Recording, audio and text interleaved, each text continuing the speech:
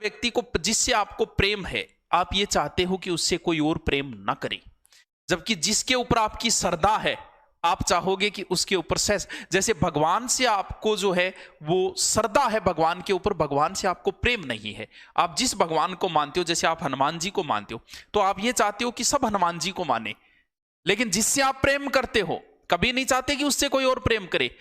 हमारे ऊपर आपकी श्रद्धा है, ना कि हमारे ऊपर हमसे आप प्रेम करते हो। इसकी बहुत लंबी व्याख्या कर सकते हैं हम श्रद्धा शब्द को। श्रद्धा का अर्थ होता है एक तरीके से स्वीकार करना, यानी किसी चीज को स्वीकार कर। जैसे पत्थर है, पत्थर में अगर आपकी श्रद्धा है तो वो आपके लिए भगवान है, अगर पत्थर में आपकी श्रद्धा नहीं है तो वो एक पत्थर है, आपके लिए कुछ नहीं है। तो श्रद्धा पे ही सारी की सारी, बिना श्रद्धा कभी ज्ञान प्राप्त नहीं हो सकता। अगर गुरु के प्रति आपकी श्रद्धा है तो आप बहुत अच्छा जैसे ज्ञान प्राप्त करोगे। सर कैसे? अगर आपने ये सोच लिया, क्यों? क्योंकि ज्ञान के लिए आदमी को नीचा होना पड़ता है, किसी से लेने के लिए नीचा होना पड़ता है आदमी को।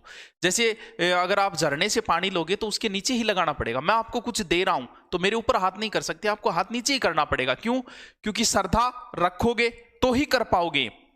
लक्ष्मण को ज्ञान नहीं दिया रावण ने, क्योंकि लक्ष्मण जाके पैरों की ओर खड़ा हो गया था, आके शिकायत की, बोल भैया आपने तो भेजा था, मैं गया था, अपना ये मेरा भी बड़ा ईगो हर्ट हुआ। लेकिन वो बोले यार खड़ा किधर हुआ था? बोल सर की तरफ। बोल नहीं, ज्ञान लेने के लिए पैरों की तरफ खड़ा होना पड़ता है। आपको श्रद्धा रखनी जरूरी है किसी के प्रति। ज्ञान आप अपनी पुस्तक है, चलो एक मनोवैज्ञानिक तरीके से बताता हूं श्रद्धा। मान लो आप ट्रेन के अंदर बैठे हो और सामने भी कोई पुरुष बैठा है आपके, आपने कोई ध्यान नहीं दिया, उससे आपको कोई मतलब नहीं, ना आपने उससे कोई बात की। थोड़ी देर बाद कोई एक व्यक्ति आया और उसको, उस पुरुष से उस व्यक्ति ने झुककर प्रणाम किया। आपका थोड़ा ध्यान डाइवर्ट हुआ कि यार ये आदमी कौन है, कोई बड़ा आदमी लगता है। दूसरा व्यक्ति फिर आया थोड़ी देर बाद, उसने भी उनको झुक के प्रणाम किया। तब आपको लगा कि यार बंदा कोई दम वाला बंदा है। आपने जानकारी ली, पता चला कि ये पूंछे में संत है। अब आपने भी जाते समय उनके पैर छुए। पहले आप ऐसे ही बैठे थे, हो सकता है उनके पैर टच कर रहे होंगे आपके, और जाते समय क्यों? क्योंकि अब उनके प्रति आपकी श्रद्धा हो गई है। तो श्रद्धा से ज्ञान, जिस पुस्तक को आप पढ़ते हो, कई बार उस पुस्तक के ठोकर लग जाती है और आप उसको प्रणाम करते हो। क्यों भाई, ऐसा क्यों? जबकि वो तो निर्जीव वस्तु है। वो इसलिए क्योंकि उस पुस्तक के प्रति आपकी श्रद्धा हो गई है। जैसे आपका कोई भी गुरुजी हो, जिस लेखक को आप जानते हो, उस लेखक की अगर आप पुस्तक पढ़ोगे तो इसमें एक अलग संचार भाव होगा।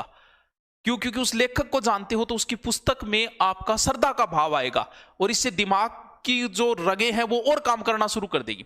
जिस गुरुजी से आप प्रेम करते हो, ये श्रद्धा रखते हो, मान लो क्लास में आप एक गुरुजी के फैन हो, तो उस गुरुजी का घंटा आने से पहले आप एक्टिव हो जाते हो।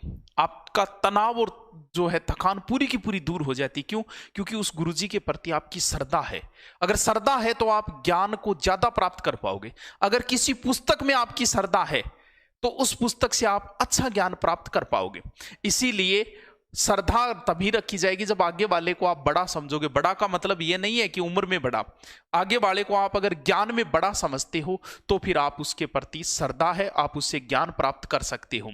इसीलिए हमेशा अपने गुरुजी के प्रति श्रद्धा रखो, जिससे लगे श्रद्धा होगी तभी पढ़ पाओगे। अगर सोचो ना रहे गुरुजी तो आओ को मेरे जी तो ही को नहीं, तो आप कभी नहीं पढ़ सकते, फिर पढ़ना भी मत कभी उस गुरुजी। तो श्रद्धा शब्द जो है वो बहुत लंबी चौड़ी व्याख्या कर सकते हैं। तो चलते हैं आगे, चलो।